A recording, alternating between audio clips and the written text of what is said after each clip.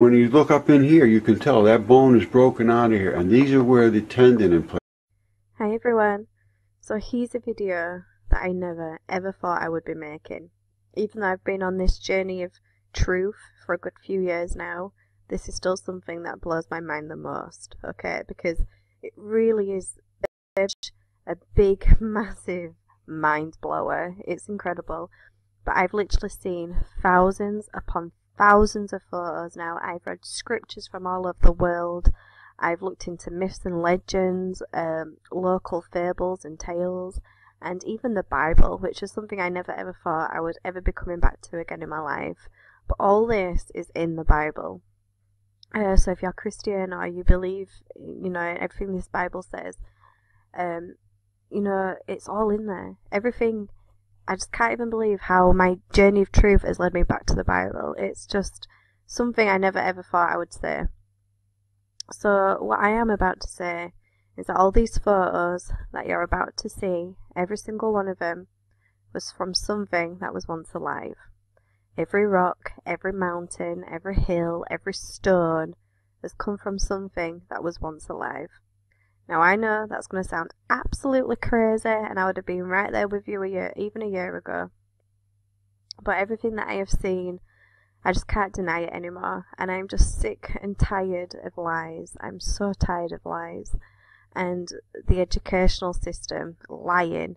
And yes, I do think it's on purpose. I think the elite system, the people who put all of our reality together, I think they know exactly what the truth is, and I think they do everything in their power to undo everything. And they just lie to us about everything, and this is the reason there is just one of the reasons there's so much disconnect in the world, and it's because deep down we know truth, we know the truth, and we know consciously we don't know it, but subconsciously deep inside of us we know it, and we're being fed lies, and it's pissing us off, and it annoys us more than anything because we're not conscious of what we subconsciously know, if that makes sense.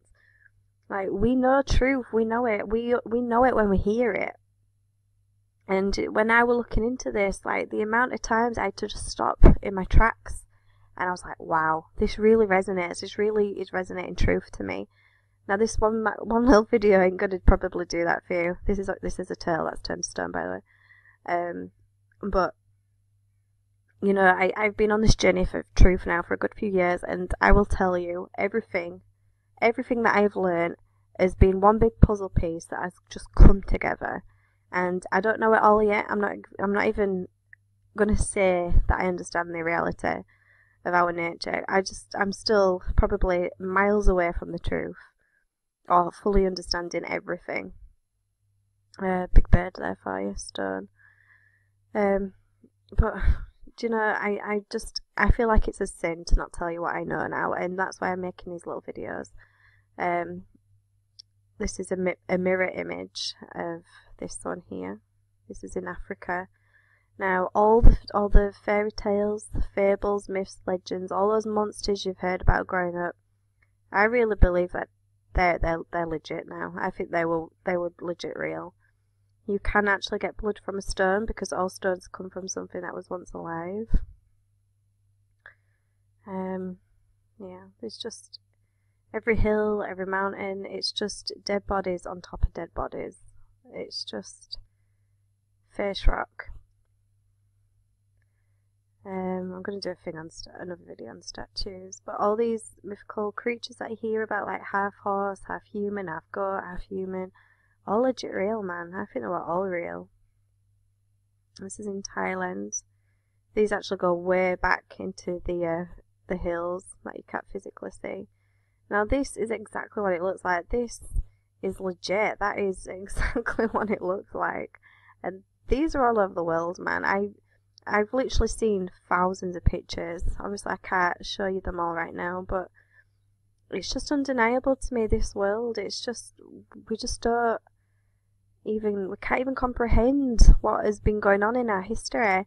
But elephant.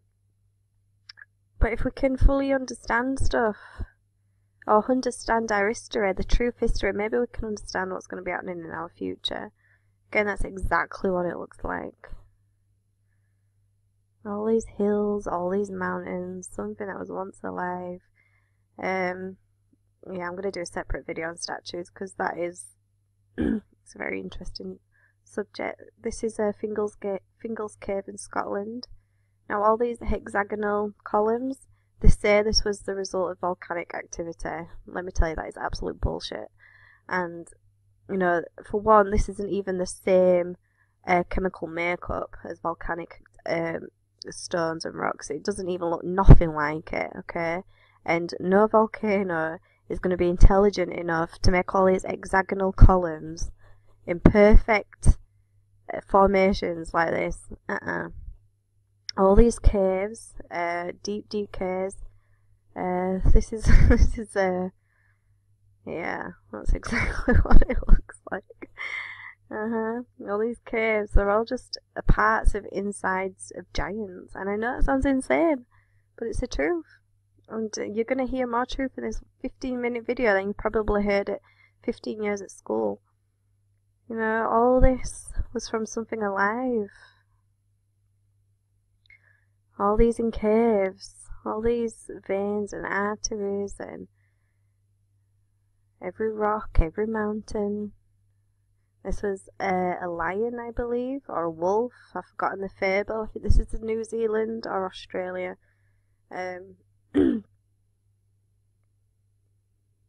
China.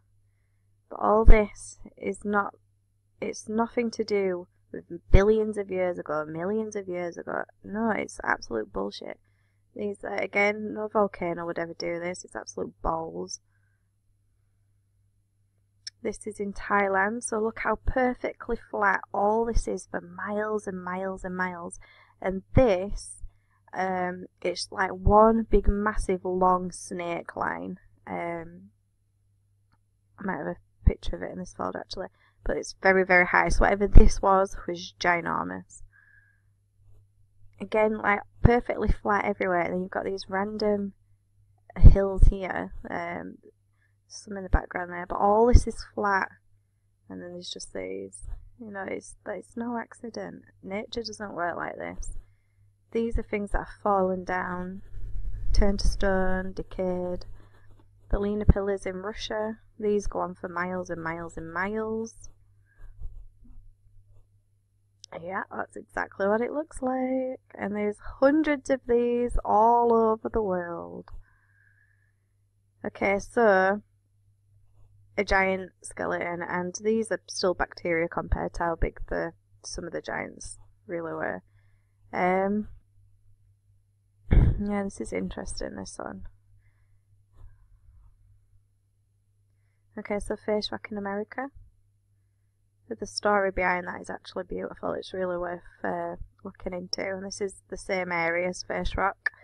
They say that this is the dog in the story, but I'll let you decide. Again, all caves are all part of body parts. Again, this is absolutely undeniable. Like, how can you deny that? Straight away you can see what that is. Eye sockets, nostrils, mouth, arm, head. You've got a house here, so you can see how big this thing is compared to that. And if you look on Google Maps, right just behind this hill, there's a whole field that is completely blood-stained. You know, it's undeniable to me. Again, that's exactly what it looks like. It's a cervix right there. So you're going right down. All these caves. This is in Africa. All these monsters that you've heard about, they were real. And the proof is right here. Statues. This is found at the bottom of an ocean floor. Very interesting. Okay, so we've all... This is where... it gets interesting, because all your life you've heard the stories of people being turned to stone, but you've heard them in films, books, children's TV shows, cartoons. My son was watching a cartoon the other day where all these things were getting turned to stone and then getting turned back to human. We've heard it everywhere. Medusa, the basilisk, dragons, some monsters, all had the ability to turn people to stone.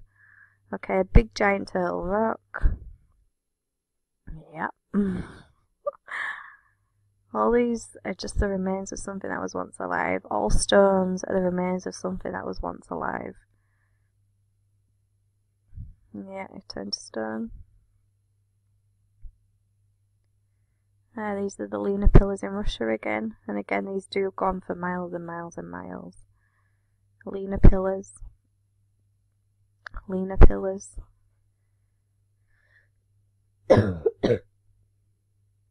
think this was a tiger, I believe. It's called Tiger's Rock. So this looks like it was a aqua man, or sounds crazy, I know.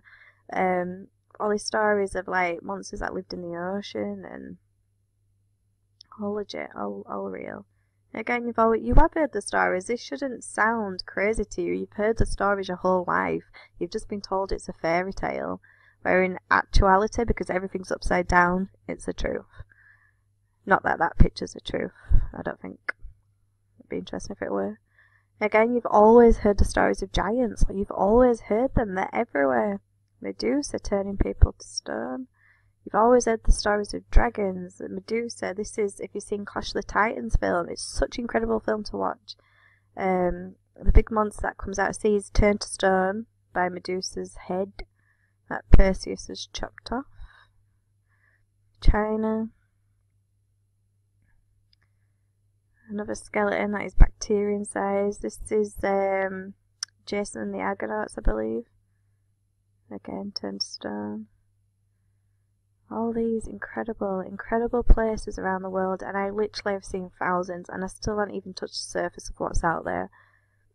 And if you think about all these massive cities now, everything that will have been taken away to make way for all these cities, who knows what actually was there?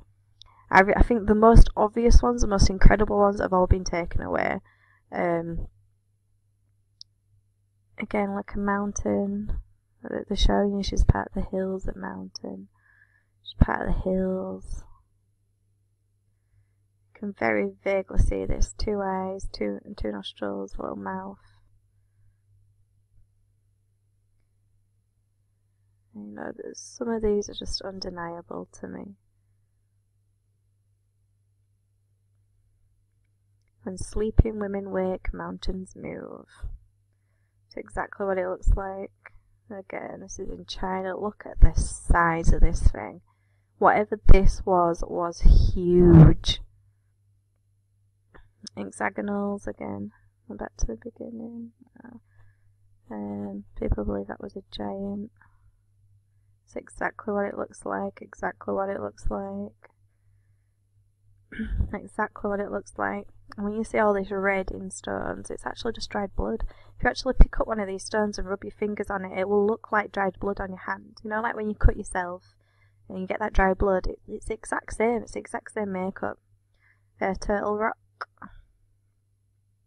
Yeah, that's very interesting to look at. Africa. Now, if you haven't seen Mud Fossils University on YouTube, you seriously need to head on over there. Age of Disclosure is another incredible YouTube channel. There's another guy I know called Jerry. I've forgotten what his YouTube channel's called, but he makes some really amazing videos too. Now, I'm putting to you that this was legit real. But I'm going to make another video on statues. Again, he was a giant. I have no idea what he's doing. This guy, but they've stopped in midair. So whatever's happened has just stopped everything like instantly and turned it to stone. I don't understand the process yet. I really don't understand how all this has happened. But that's the question we should be asking. Not if these were what they look like. It's undeniable that they are exactly what they look like. The question is, how have they got to be that way? Again, just look at it. This was a joint or a ligament that's been just turned to stone. Now, I've literally got thousands upon thousands of photos. These are no particular ones. I'm not saying these are the best ones. These are the ones that I meant to convince you. This is just a random folder on my laptop, but it's just incredible. This would have been a massive snake or a reptilian of some kind. Again, exactly. You can even see all the blood and everything. So I'm going to make another video on the statues. I might make some more videos with more pictures. But yeah, take care.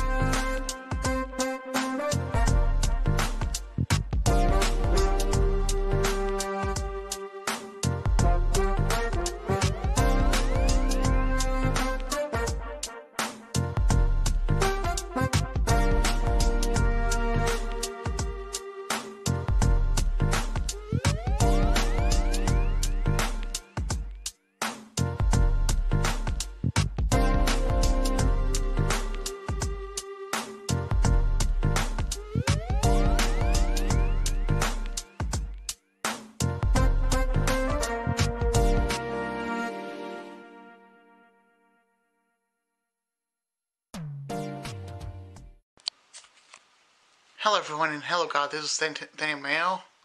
Hello Jesus, this is Daniel Mayo. I have an announcement to make that I should have been doing all this time, but I didn't know that I had to do it, so basically, here it goes. Jesus, I want my birthright back, because I'm a descendant of Esau. I am a descendant of Edomites that rejected their birthright. So I will do anything that you want me to do, that you demand me to do, to get my birthright back. Alright, Jesus? Alright, and this is a short video, okay? I'll be done now, okay? Bye.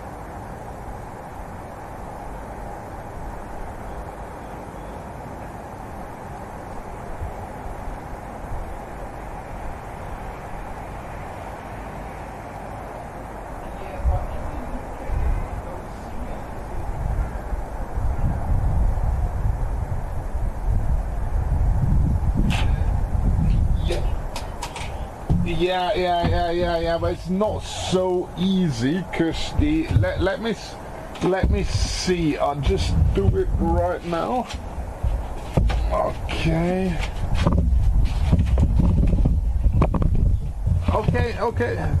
Yeah. Look. I mean, I gotta. You see it in a second. I got a little bit of a better position here now.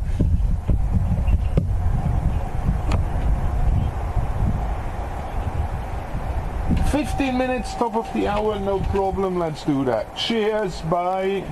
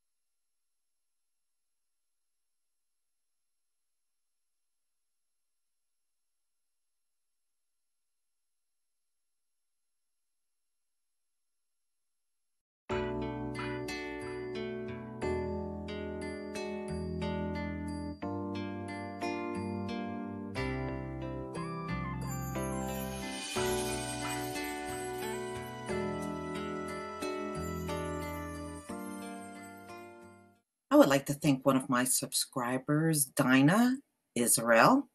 Thank you very much for this. This came out in RT News, February 23rd, 2019. Now, you know, locust is usually a sign of judgment. Locust is another plague that is pointed out in the Bible. And a lot of times when a place is being destroyed, the locusts will go in there and eat up any crops and vegetations that are there. And a lot of times these locusts, if you go back in the biblical text, they caused a lot of famines to occur, because by the time they got finished in a certain area that they went into, it was nothing left. They will literally eat up every crop in sight. And these insects spend their entire time just eating and mating. And I was watching a video a couple of years ago, and these locusts, as they're eating vegetation and crops or anything in sight, they're mating at the same time while they're eating. They don't even stop eating to mate. They mate and eat at the same time. And I was like, wow. I mean, they are real true destroyers. They do exactly what they are supposed to do. They come in a land and destroy it, tear it down to nothing.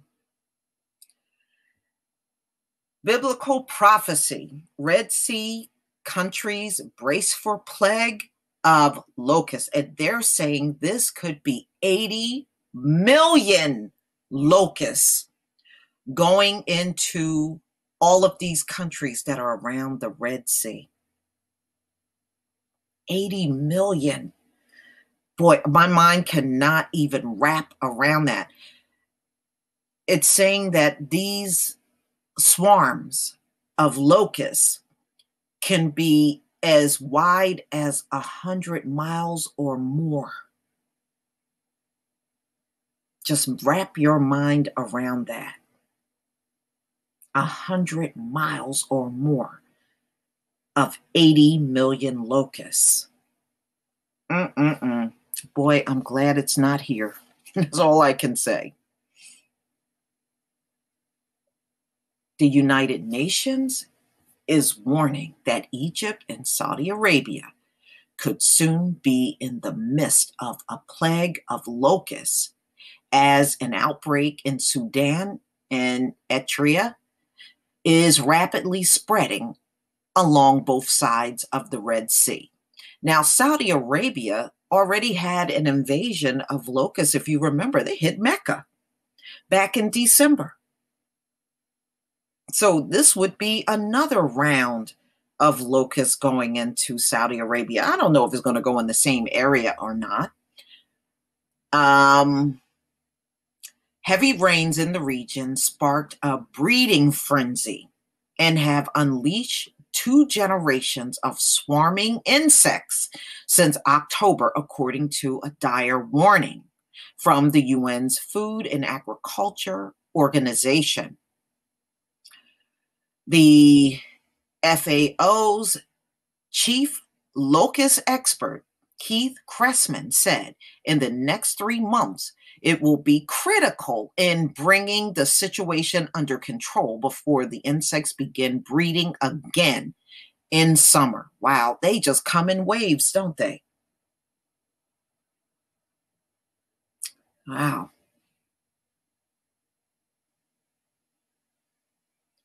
Locust swarms contain up to 80 million insects per square mile and can extend for hundreds of square miles. Each locust can eat its own weight in food every day, so they can pose an apocalyptic threat to food supplies. A very small swarm eat the same amount of food in a day as about 35,000 people. Wow. Wow. A small swarm can eat the same amount as 35,000 people. And the devastating impact locusts can have on crops pose a major threat to food security, especially in already vulnerable areas, the FAO warned. Wow. You know, if you don't live in those regions, you don't experience this kind of stuff, and you can only imagine how bad it is, and that's pretty bad.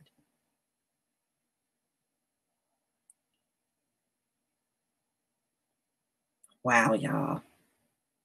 That is just unbelievable, that many insects all at once coming into areas. That's like insane for me to even imagine. But please tell me what you think, ladies and gentlemen. Locust is definitely another plague.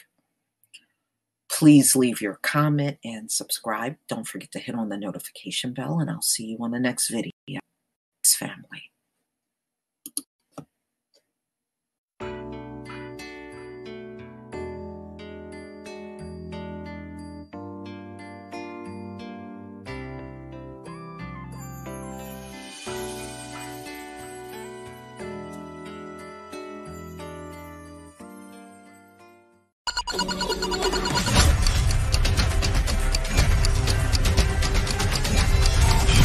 Ancient Ebla was located in northern Syria, approximately halfway between the modern cities of Hamath and Ailo. Excavations at that site began in the 1960s, and in the 1970s a series of extraordinary tablets was discovered among the ruins of an ancient palace. These tablets became known as the Ebla tablets, and they were originally discovered under the direction of two professors from the University of Rome, Drive Paolo Mattei and Drive Giovanni Patinato. At this point, about 17,000 tablets from the ancient Eblite kingdom have been recovered. These tablets appear to have been written during the two last generations of ancient Ebla. This means that they probably come from sometime around 2300 to 2250 BC. But what is remarkable about the Ebla tablets is not how old they are, but rather the amazing parallels to the Bible that they contain. For example, one scholar was very surprised at just how close much of the language on the tablets is to ancient Hebrew. The vocabularies at Ebla were distinctively Semitic. The word to write is ktb, as in Hebrew, while that for Cain is Welcome, and that for man is Adamu. The closeness to Hebrew is surprising. In addition, a vast array of biblical names that have not been found in any other ancient Near Eastern languages have been reported to have been found in similar forms in Eblaite, one of the two languages found on the tablets. For instance, the names of Adam, Eve, Abirama, Abraham, Balha, Ishmael, Esau, Mikhail, Saul and David have been found on the tablets. Now, it is important to note that the tablets are not necessarily referring to those specific people. Rather, what it does demonstrate is that those names were commonly used in ancient times. In addition, quite a few ancient biblical cities are also mentioned by name in the Ebla tablets. For example, Ashtaroth, Sinai, Jerusalem, Hazor, Lachish, Megiddo, Gaza, Joppa, and Damascus are all reportedly referred to by name in the tablets. Giovanni Patinato says that he also found references to the ancient cities of Sodom and Gomorrah in the tablets. In fact, one key discovery appears to relate directly to Genesis chapter 14. Some Bible skeptics have long tried to claim that the victory of Abraham over Chedorlaomer and the Mesopotamian kings in Genesis 14 was fictional, and that the five cities of the plain, Sodom, Gomorrah, Admah, Zeboim and Zor, referred to in the chapter are legendary. But it turns out that the Ebla tablets refer to all five of the cities of the plain, and on one tablet the cities are listed in the exact same order that we find in Genesis chapter 14. Even more extraordinary was the discovery of a creation hymn in the tablets. In fact, 3 different versions of the Eblite creation hymn were discovered. One of the creation hymns was translated by Patinato as follows: Lord of heaven and earth, the earth was not, you created it. The light of day was not, you created it. The morning light you had not, yet made exist. This clearly parallels the biblical account. In the Bible we also find a Lord of heaven and earth who created the earth and everything around it out of nothing. However, it is important to note that Ebla was primarily a pagan culture. Pagan gods such as Dagon, Baal and Ishtar were very important to the people of that time. But the truth is that these tablets do confirm quite a few historical details found in the scriptures. There is probably much more to be discovered about the ancient Eblite people, but in recent decades progress has been slowed by religious and political conflicts. Perhaps we will never know for certain where the people of ancient Ebla came from, how much they actually knew of the true God of the Bible, or why their language had such similarities to Hebrew. In our ancient history course, we show that there are ancient civilizations, in this case one named Ebla. Now there are a number of details in the Bible, not the least of which is Sodom and Gomorrah and the 5 cities of the plain, that are considered to be mythical. Up until the late 1960s and early 1970s, the Bible was the only reference to Sodom and Gomorrah and the 5 cities of that area that were destroyed by God in his judgment. However, some tablets, some writings were found. Some mounds were dug into. It was slow going in the 60s, but in the 70s, they found a city. You can see that city right here. This is now being partially dug up. This is now being dug up. It's partially dug, and it's named Ebla. It was a Semitic city. The Semites were people that are descended from Shem, the son of Noah. At Ebla we found libraries. A library, imagine finding a library where you've got the black language side by side with the Akkadian. You know, like you have English, French, French, English. We didn't know what Ebla was, but we have the Akkadian, which we do. In fact, in class, we will show those languages. I'll be able to get into Akkadian and such languages as hieroglyphics and others and explain it to the young people just exactly what they're looking at. Those are languages which I've studied. Now, in this particular case, however, Ebla we did not know. We just discovered the city in the 70s. In fact, it was a mini empire. But understand that at Ebla, there were a remarkable number of things found, and in the library there, they had a creation narrative very much like that of the Bible. Not exactly, but close. Remember, that would have been closer in time to the actual event. So an outside reference, a non-inspired literary work like a creation narrative, to be accurate, would have been closer to the event among the Semitic peoples, the sons of Shem. The Bible, the first 5 books, known as the Pentateuch, in fact, is written by Moses, under inspiration, and is guaranteed for its accuracy. However, here they found a creation narrative, and they found a worldwide flood narrative, also close to that of the biblical narrative. Something else happened at Ebla that was remarkable. There was an epic in this city's history where something amazing swept through the city. At some point, a new god with the name Yah was taken on by literally thousands of the people there. Yah, if you remember the name, the word hallelujah, meaning praise the Lord, Jehovah. That same Yah appears to be that God here. Is an invisible God. There's no image of him. There's no likeness of him. And yet, tens of thousands of people took his name. We see that, in fact, in the Ablaic language. You can see the cuneiform, the wedge-like figures, very much like Akkadian. We'll show these to the young people, explain how they're read in class.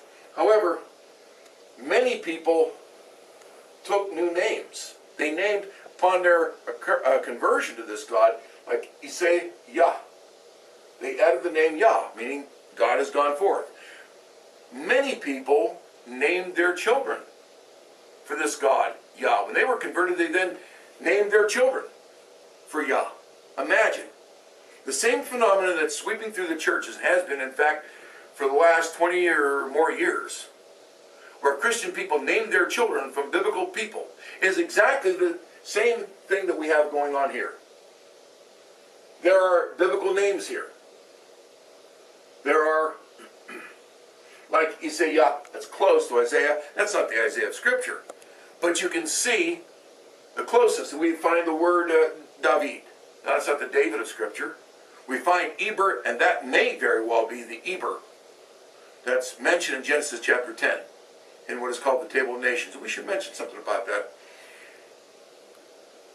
In our history course, once we pass through the antediluvian era, which we described in another one of these lessons here, we go through the period called the Table of Nations, Genesis chapter 10. Now, if you look in that chapter, it'll look like just a genealogy, and it is, but it's a different kind of genealogy. The greatest archaeologist in history, a man who was not conservative when he was young, but increasingly so as he got older, Dr. W.F. Albright, again, considered perhaps the greatest archaeologist that ever lived, spoke of Genesis 10 in these words. He said, the 10th chapter of Genesis stands absolutely alone in ancient literature. The 10th chapter of Genesis is without a remote parallel even among the Greeks, where we find the closest approach to a distribution of peoples in a genealogical framework. Table of Nations remains an astonishingly accurate document. That from Dr. William F. Albright and his recent discoveries on Bible lands. What he's referring to is the fact that in that Table of Nations, after the time of Noah, the three sons of Noah then gave birth to other sons, and they other sons, and so forth. But those sons, grandsons, and their whole lineage then became the foundation for the entirety of the world in which we live. Good afternoon, brethren. This is Big Judah coming to you guys from California. Before I begin, we give all praises to the Most High, Yahweh. Also acknowledge the earthly mother, who is wisdom, who is the Holy Spirit. Also acknowledge Yahweh Shai. I pray that the Most High blesses this lesson today and gives us more understanding of the events of the past, the things that are currently happening on the earth, and the things that are soon to come to pass. As we keep on looking at the Most High dealing and bringing retribution on the earth, slowly but surely, many people are starting to realize that the Most High wasn't playing, and that His words are coming to truth. We're starting to see Him move on this nation in the middle of the country, where many of our brethren had their lands taken away from them violently, and they were never compensated. And the Most High is now, making it so that people realize that when you treat His people with such disdain, you treat them wrong, that there is going to be a hell to pay for that. I know it's been such a long time that the Edomites and the other nations never thought that they were going to have to pay. Never thought they would see the end of their reign or the end of their kingdom. But I'm here to see, and many of us are here, and we can see that the Most High wasn't playing, and that He is starting to bring a lot of that recompense and destruction that that's been written in the scriptures. With this flooding, I was looking at a video this morning from Lisa Cabrera that was talking about how people on the Arkansas River were going to see, pretty much all the big communities are going to see massive flooding over the next 7 to 10 days on top of what they already have. And, there's a dam here in California, in Oroville, that's almost at the top. And I don't know, I think over 900 feet is the actual cresting of the dam, from what I believe. And I want to say that the dam is about 894, almost 895 feet. And then the snow melt, I guess, is double. The snowpack is double what they thought it was going to be. So usually, I guess, one of the people who, takes care of the dam said when it usually gets around 850 feet, they wanted to release water in order to leave 50 feet of space to be able to capture the snow melt. Well, the snow melt, I guess, is still double the size it usually is. And we only have about 5 to 7 feet before it comes to the top of the dam. So then this will eventually put a lot of peril to all of these communities that are pretty much in the path of the water from the dam. So you're starting to see the Most High moving in all these different directions with the weather. And what's amazing to see is that the other nations they refuse to believe that the Most High is in charge of this. They want to believe still, and they're still pushing the still narrative about the elites and that they're doing this with weather modification, and they're doing this to bring down the population of the world in order for them to have their own utopia. And that's what we've been led to believe for all this time. And we're going to talk a little bit more about the things that are going on as far as in the Midwest and the food prices and them trying to them not being able to plant their crops and some of the ramifications in the future for us. But what we have to understand is that the other nations never want to give credit to the Most High. They want to believe that they are in control of absolutely everything at all times. During the good times, they want to make it sound like it's something that they've done to enjoy this or to earn this. Never giving praise to the Most High for giving them their run or giving them their opportunity. They always want to act like it's always something that they've earned, they've worked hard for. They're come with these ingenious weapons in order to be able to subdue the earth, subdue the whole world. When in reality, it was the Most High giving them their blessing. And then, when they got their blessing, then they took on the role of being the priests of the world and thinking they can tell us how to make it into heaven. But these are nothing but empty vessels who are incapable of understanding the Most High. And as you can see, they're incapable of giving praises to the one who's actually given them the blessing for the time. So we're going to get into this right now, especially talking about the Georgia Guidestones. You hear that quite a bit. We talk about people in conspiracy theories and things of that matter, about how the elites are in charge of everything and how they want to depopulate the world from 7 billion down to 500 million, and this in order for them to be able to and pretty much create this utopia that they're going to enjoy. But there's actually 10 tenets that this is on this Georgia Guidestone. And when you actually look at it, just a couple of them alone let you know for sure that this isn't the elite's plan. This is the Most High's plan. But when people don't understand the scriptures, then, they listen to whatever it is that they hear, with a lot of these conspiracy theories and things like that, like they have some kind of control over everything. But we know the Most High is just bringing a very slow and painful destruction to Esau and the other nations that have been confederate with him. All right. Now, like this is so true. And I mean, when people try to talk to me, scriptures given to. If the Most High never gave the other nations the scriptures, then our conversation is already done. If you can't prove to me that Gentiles and Esau have some kind of authority over our scriptures to be able to teach us, if you can't prove it, then we have nothing to talk about. I don't waste my time anymore with people like that. The Most High knows exactly who he gave the scriptures to and who he gave the blessing to be able to have the Holy Spirit guide those people. So when I hear people trying to break down, the elites are running this and the elites are running that, and they, they know what's going to happen in the future and this and that, I said, no, they don't. So the only thing they know is what the Most High lets them know. All right. So nobody that did this to your ancestors can show you the way to heaven.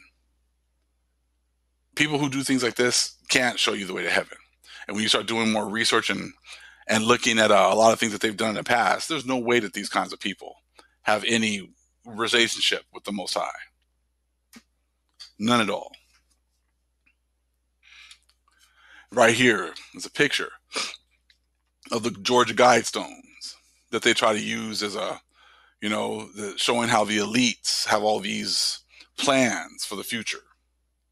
But like I said, we're going to prove today, just by taking a look at a couple of these things that's written on here, so that you know that it's not the Most High. I mean, it's not the elites, but it's the Most High.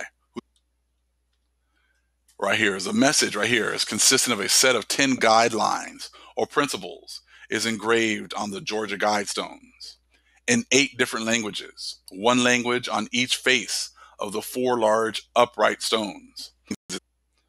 So the one that you start hearing about a lot of conspiracy theories always talking about is they want to maintain humanity under 500 million and perpetual balance with nature.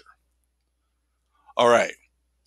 Well, something that people need to realize is the Most High already said that he was going to pretty much depopulate the planet. He says that in his own book. Didn't necessarily give an exact number as to how many people he was planning on getting rid of.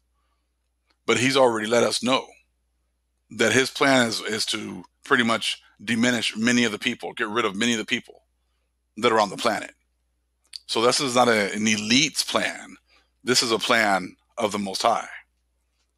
Let me show you. Let's go to 2nd Esdras, chapter 8, verse 1. But the world to come for few. So this world, for all these demons and all these empty vessels, this world was made for you to be able to enjoy all your blessings in it right now. They're going to read probably 1 through 3, I'm thinking here. Let me see. Let's at least go to 1. Read that first. And he answered me, saying, the Most High hath made this world for many, but the world to come for few. So this world, for all these demons and all these empty vessels, this world was made for you to be able to enjoy. I has already showed you that his plan does not include saving many people. So if we have a world full of 8 or 7 or 8 billion people, the Most High has no intentions of keeping. He's planning on getting rid of a whole lot of people when he comes back. All right. Another one. Let's see. Let's take a look at number 5. Protect people and nations with fair laws and just courts. Now, pretty much since Esau has been in charge, he already talked about making laws and things of that matter for his benefit, in order for him to be able to enjoy his blessing. And that's also spoken of in Wisdom of Solomon chapter 2, about pretty much making, the laws in order for him to be able to enjoy his blessing. Let's see here as 2nd Esdras chapter 2. Let's go to 10. Let us oppress the poor righteous man. Let us not spare the widow, nor. All right. Another one. Let's see. Let's take a look at number 5. Protect people and nations with fair laws and just courts. Now, pretty much since Esau has been in charge, he already talked about making laws and things of that matter for his benefit, in order for him to be able to enjoy his blessing. And that's also spoken of in Wisdom of Solomon chapter 2, about pretty much making, the laws in order for him to be able to enjoy his blessing. Let's see here as 2nd Esdras chapter 2. Let's go to 10. Let us oppress the poor righteous man. Let us not spare the widow, nor reverence the ancient gray hairs of the age. So they're already going to oppress all these people. And how are they going to do that? Let's go to 11. Let our strength be the law of justice, for that which is feeble is found to be nothing worth. So they made laws in order for the age. So they're already going to oppress all these people. And how are they going to do that? Let's go to 11. Let our strength be the law of justice, for that which is feeble is found to be nothing worth. So they made laws in order to oppress us. And when you, on the last couple of videos, I talked about that with the whole GI Bill, with the FHA funding, with the Wagner Act, and, taking our, Indian Removal Acts, head right laws, they've been a cancer on the earth. Leave room for nature. All right? Leave room for nature. Now, we know when the Edomites and the Gentiles came over here to this land, they found an absolute paradise. So if they had any intentions of not being a cancer on the earth and leaving room for nature, all they had to do was, just enjoy what the Most High had already created over here. Not only did they have, free reign over the land, our people were also bowing down to a cancer on the earth. Leave room for nature. All right? Leave room for nature. Now, we know when the Edomites and the Gentiles came over here to this land, they found an absolute paradise. So if they had any intentions of not being a cancer on the earth and leaving room for nature, all they had to do was, just enjoy what the Most High had already created over here. Not only did they have, free reign over the land, our people were also bowing down to them and doing anything that they wanted in order to make them happy. So they didn't need to destroy or burn villages, kill, mutilate, and destroy our people. Our people were willingly giving them the gold that they had, willingly giving them the food that they wanted, willingly giving them the land, that they had for them to be able to use it for their own benefit. So if that was their intentions back then, was to not be a cancer on the earth and leave room for nature in order to make them happy. So they didn't need to destroy or burn villages, kill, mutilate, and destroy our people. Our people were willingly giving them the gold that they had, willingly giving them the food that they wanted, willingly giving them the land, that they had for them to be able to use it for their own benefit. So if that was their intentions back then, was to not be a cancer on the earth and leave room for nature, they already had that opportunity. And what did they do with that opportunity? They squandered it for gold, silver, and slavery, and stealing our resources and putting us in slavery.